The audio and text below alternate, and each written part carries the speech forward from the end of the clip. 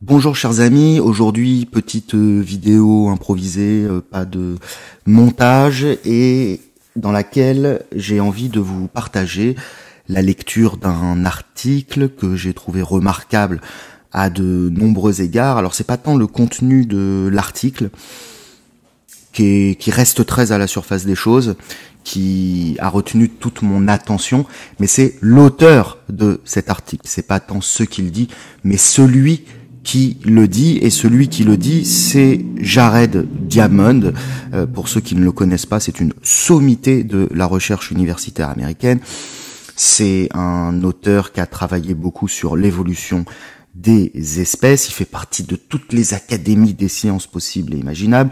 Il a reçu le prix Pulitzer pour je ne sais quoi. Il a reçu un nombre incalculable de prix pour l'ensemble de ses travaux. Et il est surtout connu du grand public parce qu'il a écrit un ouvrage qui est une somme monumentale, qui est très impressionnant à lire. Intellectuellement, c'est un monstre, Jared Diamond. Et cette somme monumentale s'appelle Effondrement, et dans cet essai, il étudie les raisons pour lesquelles certaines sociétés qui nous ont précédés se sont effondrées. Il étudie le cas de l'île de Pâques, des Vikings, il en étudie plein comme ça, et il est le premier à avancer l'idée que, au regard des motifs pour lesquels les sociétés du passé se sont effondrées, eh bien, nous ne serions pas à l'abri nous-mêmes d'un effondrement, mais cette fois à l'échelle planétaire, à l'échelle globale. On peut donc dire que Jared Diamond est le père de ce qu'on appelle la collapsologie. Alors moi, je suis pas du tout collapsologue. Je partage pas les vues de Jared Diamond concernant l'effondrement de la civilisation moderne. Bien au contraire, je crois que c'est la civilisation la plus résiliente et la plus résistante qui soit. Donc on en a encore pour un moment. Seule la sainte météorite viendra nous délivrer de cet enfer. Mais en tout cas, c'est quelqu'un qui est extrêmement rigoureux.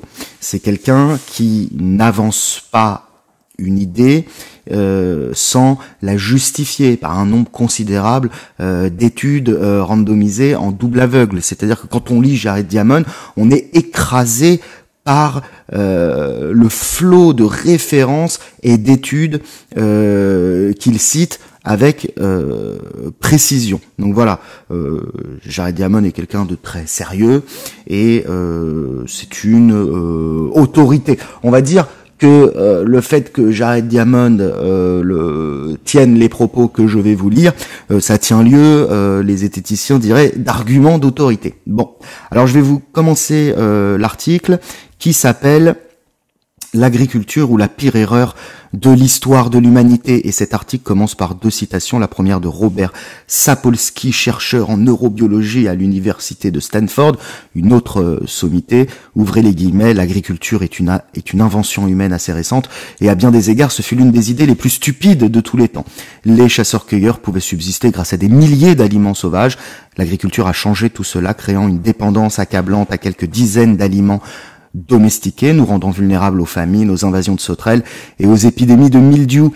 L'agriculture a permis l'accumulation de ressources produites en surabondance et inévitablement à l'accumulation inéquitable. Ainsi, la société fut stratifiée et divisée en classes et la pauvreté finalement inventée. La deuxième citation en préambule de l'article est de Jean-Jacques Rousseau dans son discours sur l'origine et les fondements de l'inégalité parmi les hommes. Ce sont le fer et le blé qui ont civilisé les hommes et perdu le genre humain. Donc je vais commencer l'article à proprement parler. À la science, nous devons des changements spectaculaires concernant l'image hautaine que nous avons de nous-mêmes. L'astronomie nous a enseigné que notre Terre n'était pas le centre de l'univers, mais seulement un corps céleste parmi des milliards. De la biologie, nous avons appris que nous n'étions pas spécialement créés par Dieu, mais que nous avions évolué, tout comme des millions d'autres espèces. Et à son tour, l'archéologie est venue démolir une autre de nos croyances les plus sacrées, l'idée selon laquelle l'histoire humaine, sur le million d'années passées, a été une longue histoire de progrès. De récentes découvertes, tout particulièrement, suggèrent que l'adoption de l'agriculture, supposément notre pas le plus décisif vers une vie meilleure, fut par certains aspects une catastrophe dont nous ne nous sommes jamais remis de l'agriculture surgirent les inégalités sociales et sexuelles flagrantes, les maladies et le despotisme qui accablent notre existence. Donc dès le premier paragraphe, Jared Diamond se place dans une optique scientiste. C'est normal, c'est Jared Diamond. De prime abord, les éléments allant à l'encontre de cette interprétation révisionniste paraissent irréfutables aux yeux des États-Uniens du XXe siècle. Nous sommes mieux lotis à presque tous les égards par rapport aux gens du Moyen-Âge, qui menaient une vie plus douce que celle des hommes des cavernes, qui à leur tour jouissaient de meilleures conditions que les singes. Il nous suffit juste de compter nos avantages, nous profitons d'aliments abondants et variés, de meilleurs outils et de biens matériels, des vies plus longues et plus saines, on en reparlera. La plupart d'entre nous sont à l'abri de la faim et des prédateurs. Nous obtenons notre énergie du pétrole et des machines et non plus de notre sueur. Donc, quel néoludite parmi nous échangerait sa vie pour celle d'un paysan médiéval, d'un homme des cavernes ou d'un singe? Pendant la majeure partie de notre histoire, nous avons vécu en chassant et en cueillant. Nous chassions les animaux sauvages et nous collections les plantes sauvages. C'est une vie que les philosophes ont traditionnellement considérée comme désagréable, brutale et brève. Puisqu'aucune nourriture n'est cultivée et que bien peu se voit stockée, il n'y a de ce fait aucun répit dans la lutte chaque jour renouvelée visant à rechercher des aliments sauvages afin d'éviter de mourir de faim. Notre sortie de ce misérable état de fait remonte à peine à 10 000 ans en arrière quand, dans différentes parties du monde, des gens ont commencé à domestiquer des plantes et des animaux. La révolution agricole s'étale de manière progressive jusqu'à aujourd'hui, où elle s'est imposée de manière quasi universelle et où peu de tribus de chasseurs-cueilleurs subsistent encore. Donc l'article a été écrit en 1987. Effectivement, en 1987, il y avait peu de tribus de chasseurs-cueilleurs qui subsistaient, et c'est encore plus vrai en 2023. Et je crois qu'on peut dire, peut-être à l'exception de quelques tribus vraiment isolées, que des tribus de chasseurs-cueilleurs non corrompues par l'agriculture et la civilisation, ça n'existe quasiment plus. Depuis la perspective progressiste dans laquelle j'ai été élevé, se demander pourquoi la plupart de nos ancêtres chasseurs-cueilleurs ont-ils adopté l'agriculture semble stupide. Ils l'ont bien sûr adopté parce que l'agriculture est une manière efficace d'obtenir plus de nourriture, moyennant moins de travail. Les cultures donnent un rendement à l'hectare plus élevé que les racines et les baies collectées. Imaginez une bande de sauvages épuisés par la recherche de noix ou à la poursuite d'animaux sauvages, contemplant pour la première fois un verger croulant sous les fruits ou un pâturage plein de moutons. Combien de millisecondes pensez-vous qu'il leur faudrait pour apprécier les avantages de l'agriculture? La doctrine progressiste va même parfois jusqu'à attribuer à l'agriculture le remarquable bourgeonnement de l'art des milliers d'années passées, puisque les récoltes peuvent être stockées et que récolter la nourriture d'un jardin prend moins de temps que d'en trouver dans la nature. L'agriculture nous a offert une quantité de temps libre que les chasseurs-cueilleurs n'ont jamais connue. C'est ainsi l'agriculture qui nous a rendus capables de bâtir le Parthénon et de composer la messe en si mineur. Alors, l'auteur se permet une réflexion sarcastique assez inhabituelle dans ce genre d'article. Il ajoute « Quels accomplissements merveilleux, n'est-ce pas ?» Bien que le point de vue progressiste semble irrésistible, il est difficile de le prouver. Comment démontrer que la vie des gens qui vivaient il y a environ 10 000 ans s'améliora lorsqu'ils troquèrent la chasse et la cueillette contre l'agriculture ? Jusqu'à récemment, les archéologues ont dû recourir à des tests indirects dont les résultats, étonnamment, ont échoué à soutenir les vues progressistes. Voici un exemple de test indirect. Les chasseurs-cueilleurs du XXe siècle vont-ils plus mal que les agriculteurs? Eh bien, dispersés à travers le monde, plusieurs douzaines de groupes de ces soi-disant primitifs, comme les Bushiman du Kalahari, continuent à vivre de cette manière-là. Il en ressort que ces peuples ont beaucoup de temps pour les loisirs.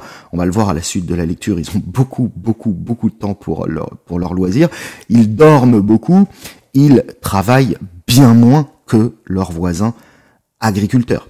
Le temps moyen consacré chaque semaine à l'obtention de nourriture est seulement de 12 à 19 heures pour un groupe de Bushiman et de 14 heures pour les nomades Asda de Tanzanie.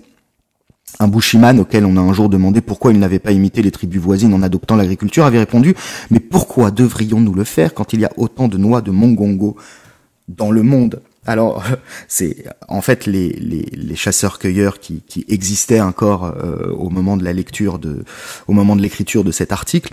Eux, c'est pas la semaine de 35 heures, c'est la semaine de 12 heures. Et les 12 heures de travail consistaient à chasser entre potes, c'est-à-dire l'activité la plus agréable du monde.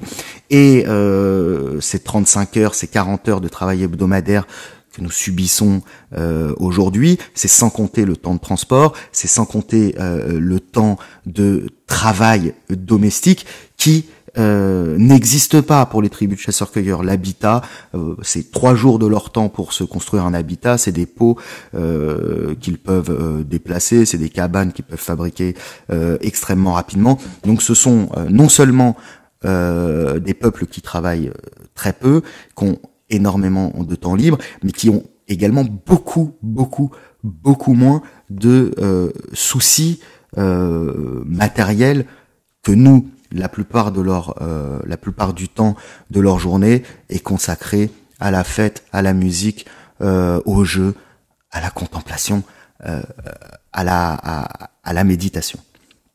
Je reprends la lecture. Tandis que les agriculteurs se sont concentrés sur des cultures riches en glucides, comme le riz et les pommes de terre, le mélange de plantes sauvages et d'animaux qui constitue l'alimentation des chasseurs-cueilleurs survivants fournit plus de protéines et un meilleur équilibre des autres nutriments. D'après une étude, la consommation journalière moyenne de nourriture chez les Bushiman est de 2100 calories et de 93 grammes de protéines, une ration d'athlètes, ce qui est considérablement supérieur aux recommandations journalières prescrites pour les gens de leur taille. Il est presque inconcevable que les Bushiman, qui mangent environ 75 types de plantes sauvages, puissent mourir de faim à la manière des centaines de milliers d'agriculteurs irlandais et de leurs familles durant la grande famine des années 1840. C'est-à-dire que, là, je me permets une réflexion, c'est-à-dire que les chasseurs-cueilleurs qui ont été poussés par la civilisation, par les agriculteurs dans des zones assez arides et assez inhospitalières, qui sont pas très riches en calories, qui sont beaucoup moins riches en tout cas que les zones qui ont été squattées par les populations sédentaires, eh bien, en ne branlant rien, c'est-à-dire en bossant 12 à 19 heures par semaine, ils arrivent à choper 2140 calories et 93 grammes de protéines par jour. Je reprends la lecture. Les vies des derniers chasseurs-cueilleurs au moins ne sont donc pas horribles et bestiales, alors même que les agriculteurs les ont repoussés dans certains des endroits les plus inhospitaliers du monde. Mais les sociétés modernes de chasseurs-cueilleurs qui ont côtoyé des sociétés agricoles pendant des milliers d'années ne nous disent rien des conditions de vie des humains d'avant la révolution agricole. Il a raison. C'est pas parce qu'on peut observer aujourd'hui des tribus de chasseurs-cueilleurs que toute chose égale par ailleurs, c'est exactement la même chose que les hommes du Paléolithique. La civilisation a nécessairement amené avec elle les maladies civilisationnelles, certaines formes de nourriture transformée, etc., etc. Je reprends la lecture. À ce propos, la perspective progressiste prétend que les vies des peuples primitifs se sont améliorées quand ils sont passés de la cueillette à l'agriculture. Les archéologues peuvent dater ce changement en distinguant, sur les sites de fouilles préhistoriques, les restes des plantes et animaux sauvages des restes des plantes et animaux domestiqués. Comment en déduire la santé de ces producteurs d'ordures préhistoriques et par là même évaluer directement le point de vue progressiste ? On ne peut répondre à cette question que depuis quelques années, en partie grâce aux nouvelles techniques émergentes de la paléopathologie, l'étude des traces de maladies dans les vestiges des humains du passé. Dans quelques situations chanceuses, le paléopathologiste a presque autant de matériel à étudier qu'un pathologiste d'aujourd'hui. Des archéologues des déserts chiliens, par exemple, ont découvert des momies bien préservées dans les conditions médicales au moment de la mort, ont pu être déterminées par autopsie. Les fesses de ces Indiens morts, alors les fesses F-E accent grave C-E-S, pas les fesses fesses, les fesses de ces Indiens morts depuis longtemps qui vivaient dans des cavernes sèches du Nevada demeurent suffisamment bien préservées pour que l'on y recherche des ankylostomes et autres parasites. Habituellement, les seuls restes humains disponibles pour de telles études sont des squelettes. Ces squelettes permettent cependant de formuler un certain nombre de déductions. Pour commencer, un squelette révèle le sexe de son propriétaire, son poids, son âge approximatif. Lorsque plusieurs squelettes sont disponibles, on peut établir des tables de mortalité comme celles que les compagnies d'assurance utilisent pour calculer l'espérance de vie et le risque de mortalité à tout âge. Les paléopathologistes peuvent aussi calculer les taux de croissance en mesurant les os des gens d'âge différents, examiner les dents pour évaluer la présence d'anomalies de l'émail. Les anomalies de l'émail, ce sont des signes de malnutrition infantile, et reconnaître connaître les cicatrices inscrites sur les os par les anémies, la tuberculose, la lèpre et d'autres maladies.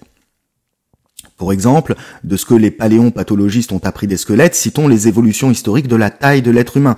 Les squelettes retrouvés en actuelle Grèce et Turquie montrent que vers la fin de l'âge glaciaire, la taille moyenne des chasseurs-cueilleurs était d'1,75 m pour les hommes et d'1,65 m pour les femmes. Je me permets une réflexion. Il y a eu d'autres études sur des tribus de chasseurs-cueilleurs qui vivaient notamment en Europe, et il n'est pas rare que la taille moyenne soit d'1,80 m pour les hommes et que certains individus atteignent 1,90 m. Avec l'adoption, je reprends la lecture, avec l'adoption de l'agriculture, cette taille s'est effondrée pour atteindre à peine 1,60 m pour les hommes et 1,54 m pour les femmes. En 3000 avant Jésus-Christ, pendant l'Antiquité, la taille réaugmente très lentement à nouveau, mais les Grecs et les Turcs de notre temps n'ont toujours pas retrouvé la taille moyenne de leurs lointains ancêtres. Mentionnons également l'étude des squelettes des tumulus des vallées des rivières de l'Illinois et de l'Ohio. Dans les Dixon Mounds, situés près de la rencontre entre les rivières de Spoon et de l'Illinois, des archéologues ont déterré quelques 800 squelettes qui nous permettent de constituer un tableau des changements sanitaires qui prirent place lorsqu'à une culture de chasseurs-cueilleurs succéda une société d'agriculteurs cultivant intensément le maïs aux environs de 1150 après Jésus-Christ. Des études menées par George Armelagos et ses collaborateurs de l'université du Massachusetts montrent que l'adoption de ce nouveau modèle de subsistance a beaucoup impacté ces nouveaux paysans. Écoutez bien, comparé aux chasseurs-cueilleurs qui les précédaient, les agriculteurs présentaient près de 50% d'augmentation des anomalies de l'émail. Nous l'avons vu, les anomalies de l'émail sont un indicateur de malnutrition et notamment de malnutrition infantile. Il a pu être constaté également une augmentation de 400% des carences en fer, c'est-à-dire que les premiers agriculteurs étaient des populations anémiées, qui avait une maladie des os nommée notamment hyperostose prorotique. Évidemment, lorsque vous mangez des plantes sauvages, des animaux sauvages et que du jour au lendemain, vous vous mettez à manger presque exclusivement des céréales, vous êtes anémié. On ne répétera jamais assez à quel point l'adoption de notre alimentation des céréales a été une catastrophe pour notre santé.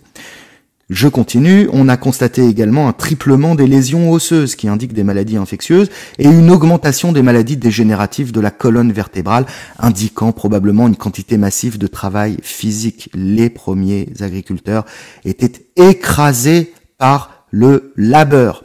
L'espérance de vie à la naissance dans la société préagricole était d'environ 36 ans, explique Armelagos, mais dans la société agricole, elle était de 19 ans. Je vous laisse imaginer.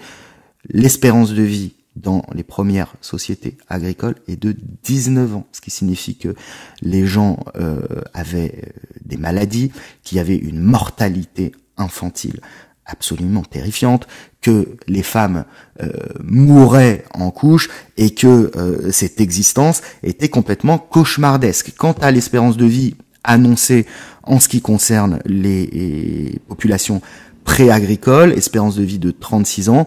Moi, c'est un chiffre que je conteste. Les anthropologues modernes des années 50, 60 sont allés visiter des tribus de chasseurs-cueilleurs. Il n'y avait pas spécialement de mortalité infantile élevée, puisque c'est des populations qui ont été préservées de la surpopulation et des maladies civilisationnelles. Les hommes ne se mettaient pas à mourir à partir de 36 ans. Il y a un eugénisme très très fort qui se pratique. Il y a une sélection naturelle qui se pratique. Et dans toutes les tribus que les archéologues ont pu étudier, on constate la présence massive d'anciens qui vivent jusqu'à des âges très très très avancés, âge que l'on peut pas déterminer parce qu'il n'y a pas d'état civil, mais en tout cas ces gens ont l'air extrêmement vieux, et même vieux, ils sont en très très bonne santé. Je reprends ma lecture. Ces éléments suggèrent que les Indiens des Dixon Mounds, à l'instar de beaucoup d'autres peuples primitifs, se sont mis à cultiver non par choix, mais par nécessité afin de nourrir leur population en constante augmentation. ouvrez les guillemets, je ne pense pas que la plupart des chasseurs-cueilleurs cultivent avant d'y être obligés. En passant à l'agriculture, ils ont échangé la qualité pour la quantité, affirme Mark Cohen de l'Université de l'État de New York, coéditeur avec Arma Lagos d'un des livres séminaux en la matière, Paleopathology at the Origins of Agriculture, la paléopathologie aux origines de l'agriculture. Mark Cohen ajoute, quand j'ai commencé à exposer cet argument il y a 10 ans, peu de gens étaient d'accord avec moi, c'est désormais un point de vue respectable, bien que controversé.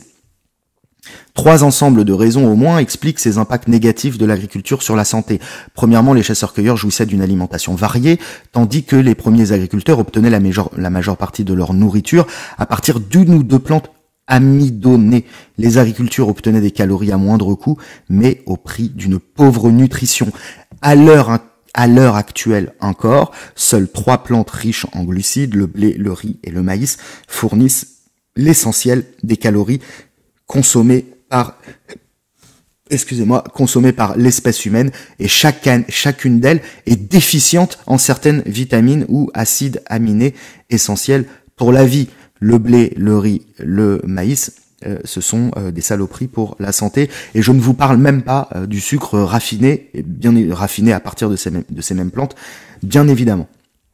Ensuite, en raison de leur dépendance à un nombre limité de plantes, les agriculteurs risquaient la famine, par exemple en cas de mauvaise récolte ou de quelques problèmes de culture d'une de ces plantes, alors que les chasseurs-cueilleurs n'étaient jamais menacés par la famine. Enfin, l'agriculture a encouragé les gens à s'agglutiner en sociétés surpeuplées, commerçant les unes avec les autres. Là, je fais une petite parenthèse, je dis toujours, la surpopulation est le malheur à l'origine de tous les autres. C'est la surpopulation qui a poussé les premières tribus sédentaires à pratiquer l'agriculture et, comble de l'horreur, à commercer les unes avec les autres.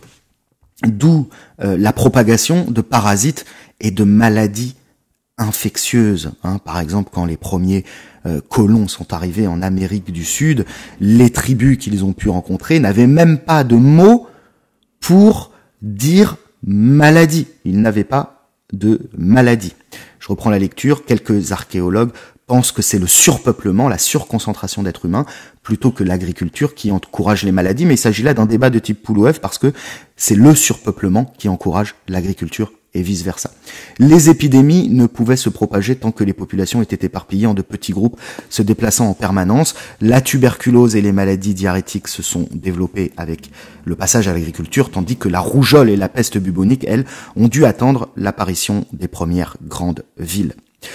En plus de la malnutrition, de la famine et des maladies épidémiques, l'agriculture portait en elle une autre malédiction, une stratification sociale massive. L'agriculture est à l'origine de la civilisation, c'est-à-dire la gestion de masses humaines surnuméraires qui vont devoir travailler, qui vont devoir se spécialiser, travailler. Les chasseurs-cueilleurs ne stockent pas ou peu de nourriture et ne disposent pas non plus de sources alimentaires concentrées comme un verger ou un troupeau de vaches. Ils vivent de plantes sauvages et d'animaux qu'ils obtiennent chaque jour. Ainsi, il ne peut y avoir chez eux de rois ou de classes de parasites sociaux s'engraissant grâce à la nourriture qu'ils prennent aux autres. Il n'y a qu'au sein d'une population d'agriculteurs qu'une élite improductive et en bonne santé peut être en mesure de régner sur des masses accablées de labeur et de maladies.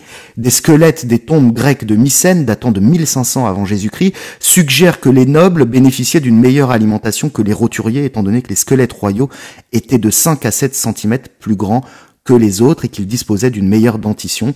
Alors les nobles avaient une ou deux cavités manquantes, avaient une cavité manquante en moyenne, et les travailleurs, les agriculteurs, les masses, avaient 6 dents manquantes. Alors je vous laisse imaginer ce que ça signifie. Ça veut dire que dans sa très courte vie, l'agriculteur avait 6 rages de dents qu'il ne pouvait pas soigner, parce qu'évidemment le fait d'avoir cultivé des champs de céréales, ça a également coupé ces populations de leur pharmacopée traditionnelle et de la connaissance des plantes. Donc ils se tapaient des rages de dents qu'ils ne pouvaient pas soigner, et ils s'en tapaient 6 dans leur vie.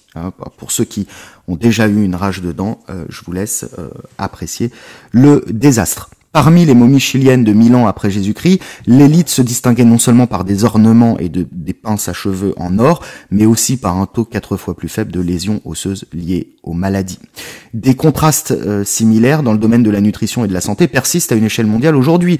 Pour les gens des pays riches comme les États-Unis, vanter les vertus de la chasse et de la cueillette doit paraître ridicule, mais les États-Uniens sont une élite dépendante du pétrole et des minerais qui doivent souvent être importés de pays où la santé des gens est moins bonne et la nutrition plus pauvre. Et là, Jared Diamond pose une question rhétorique. Si l'on pouvait choisir entre être un paysan en Éthiopie, c'est-à-dire un paysan qui crève la dalle et qui a une vie de merde, ou un cueilleur bushiman dans le Kalahari, qui, je le répète, travaille entre guillemets 12 heures par semaine, c'est-à-dire chasse avec ses potes 12 heures par semaine et mange 2140 calories et 93 grammes de protéines par jour, eh bien, quel choix, selon vous, serait le plus judicieux?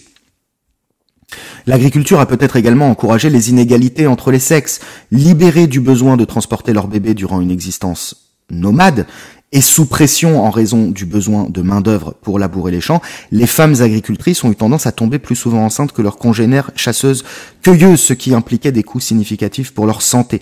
Parmi les momies chiliennes, par exemple, plus de femmes que d'hommes présentaient des lésions osseuses liées aux maladies infectieuses. Ah, effectivement, à partir du moment où il y a eu le passage à l'agriculture, les femmes qui sont enceintes jusqu'aux oreilles une fois par an et qui doivent vivre le dos courbé pour ramasser les mauvaises herbes, bah, leur santé n'était pas terrible.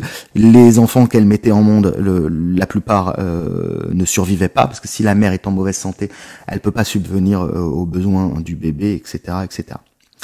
Les femmes des sociétés agricoles étaient parfois réduites à l'état de bêtes de somme.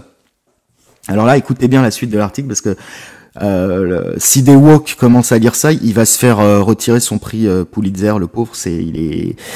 Là, ça part un peu en sucette, mais en tout cas, l'anecdote est extrêmement rigolote. En Nouvelle-Guinée, dans les sociétés agricoles contemporaines, je vois souvent des femmes chancelant sous le poids excessif des plantes et de bois de chauffage, tandis que les hommes se promènent les mains vides. Une fois, lors d'une visite de terrain à étudier les oiseaux, j'ai proposé à quelques villageois de les payer pour porter des marchandises de la piste d'atterrissage vers mon camp de montagne. La chose la plus lourde était un sac de riz de 50 kilos que j'ai attaché à un bâton et qu'une équipe de 4 hommes a porté ensemble à ma demande. Donc, il a filé du pognon à des mecs, à 4 types, pour qu'ils portent un sac de 50 kilos. Ça va, c'est plutôt tranquille. Et il continue, lorsque j'ai finalement rattrapé les villageois en chemin, les hommes portaient des choses légères. Donc là, ils avaient lâché l'affaire du sac de 50 kilos, c'était trop fatigant pour eux.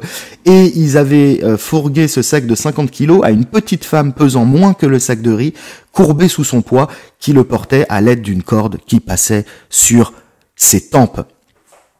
En fait, il y avait tellement dans les sociétés agricoles, il y a tellement de travail, il y a tellement une somme de travail qu'il faut réquisitionner les femmes pour travailler. Les gens sont trop fatigués et les femmes sont réduites à l'état d'esclaves et de vaches reproductrices, quoi. C'est ce que dit Jared Diamond et c'est pas faux.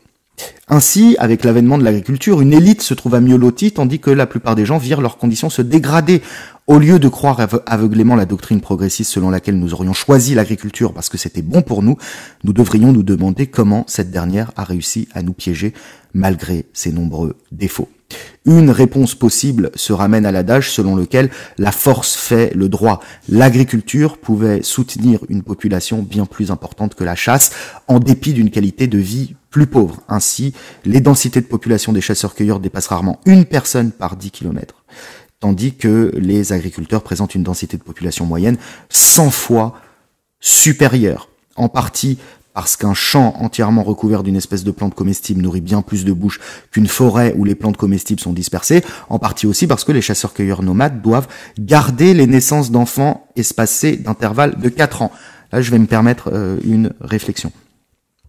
Jared Diamond émet l'hypothèse que pour maintenir cet intervalle de 4 ans entre chaque naissance, il recourait à l'infanticide ou à d'autres moyens. Là, je suis complètement en désaccord avec lui. Lorsque le corps est soumis à des contraintes, lorsque on n'a pas le choix, le corps s'adapte et réagit de manière adéquate, et notamment l'ovulation. Les hommes préhistoriques ne s'amusaient pas à tuer les bébés. De toute façon, il y avait une sélection naturelle en amont qui se faisait. Donc cet âge de 4 ans, c'est parce qu'une mère doit porter son bébé jusqu'à ce qu'il soit assez âgé pour tenir la cadence des adultes qui sont nomades, donc qui marchent. Les femmes agricultrices n'étant pas soumises à cette charge, elles peuvent et ne s'en privent pas mettre au monde un enfant tous les 2 ans, voire tous les ans. Tandis que les densités de population des chasseurs-cueilleurs augmentaient doucement à la fin de la période glaciaire, c'est la fin de la période glaciaire qu'a entraîné cette augmentation de la population. C'est encore ce maudit réchauffement climatique. Donc, à partir de la fin de la période glaciaire, des groupes durent choisir entre nourrir plus de bouches en se tournant vers l'agriculture ou trouver des moyens de limiter cette croissance démographique. Quelques groupes choisirent la première solution, incapables d'anticiper les mauvais côtés de l'agriculture et séduits par l'abondance éphémère dont ils bénéficièrent jusqu'à ce que la croissance de la population rattrape l'augmentation de la production de nourriture. Ces groupes-là se reproduisirent en grand nombre, puis s'en vinrent décimer des groupes qui avaient choisi de rester chasseurs-cueilleurs. Une centaine d'agriculteurs mal nourris peuvent quand même l'emporter contre un seul chasseur-cueilleur isolé. Il faut rappeler que le chasseur-cueilleur, et ça toutes les études le démontrent, c'était des athlètes accomplis dans tous les domaines. Ils étaient capables de parcourir des distances absolument folles en courant. Ils avaient une force herculéenne, alors que le premier agriculteur, il est petit, il est chétif, il est malingre et il est malade. Mais bon, c'est la multitude qui gagne, c'est la démographie qui gagne. Les chasseurs-cueilleurs n'ont donc pas réellement abandonné leur mode de vie, mais ceux qui s'étaient montrés assez raisonnables pour le conserver ont été expulsés, sauf des régions dont les agriculteurs ne voulaient pas. À ce stade, il convient de rappeler l'accusation banale selon laquelle l'archéologie est un luxe, préoccupé par le passé lointain et n'offrant aucune leçon pour le présent. Mais les archéologues étudiant l'avènement de l'agriculture ont reconstitué une période cruciale, celle où nous avons commis la pire erreur de l'histoire de l'humanité. Sommés de choisir entre limiter la population ou essayer d'augmenter la production de nourriture, nous avons choisi cette dernière solution et ainsi déchaîné famine, guerre et tyrannie. Les chasseurs-cueilleurs disposaient du mode de vie le plus abouti et le plus durable de l'histoire humaine. Oui, les chasseurs-cueilleurs sont souvent présentés comme des gens qui sont toujours en quête de nourriture, qui ont faim, qui grelottent. C'est faux. En réalité, tout démontre que la plupart des tribus de chasseurs-cueilleurs vivaient dans l'abondance absolue et pas que l'abondance de nourriture. Ils vivaient également en connexion directe avec le divin et le cosmos. Jared Diamond continue. En revanche, nous continuons de cahoter dans le maelstrom où l'agriculture nous a précipités et dont il n'est pas certain que nous puissions sortir. Écoutez ce qu'il dit, ça c'est assez intéressant. Supposons qu'un archéologue extraterrestre nous rende visite et essaye d'expliquer l'histoire humaine à ses compatriotes de l'espace. Il illustrerait peut-être les résultats de ses trouvailles à l'aide d'une horloge de 24 heures, sur laquelle 1 heure représenterait 100 000 ans du temps réel passé. Si l'histoire de l'espèce humaine commençait à minuit, nous serions maintenant presque à la fin de notre premier jour. Nous avons vécu en tant que chasseurs-cueilleurs pendant la quasi-totalité de ce jour, et nous ne sommes devenus des agriculteurs, donc des sédentaires, qu'à partir de 23h54.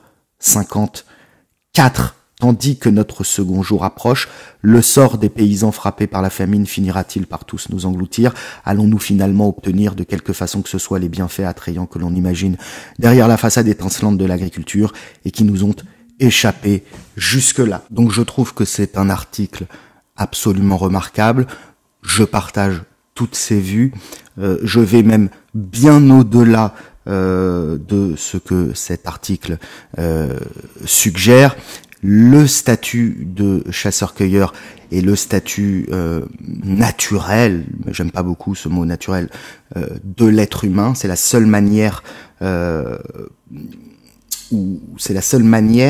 où l'être humain peut être en totale harmonie avec le cosmos, être totalement à sa place, donc être en communion avec la nature et en communion avec le divin. Et quand l'homme est passé à l'agriculture, c'est-à-dire le passage du paléolithique au néolithique.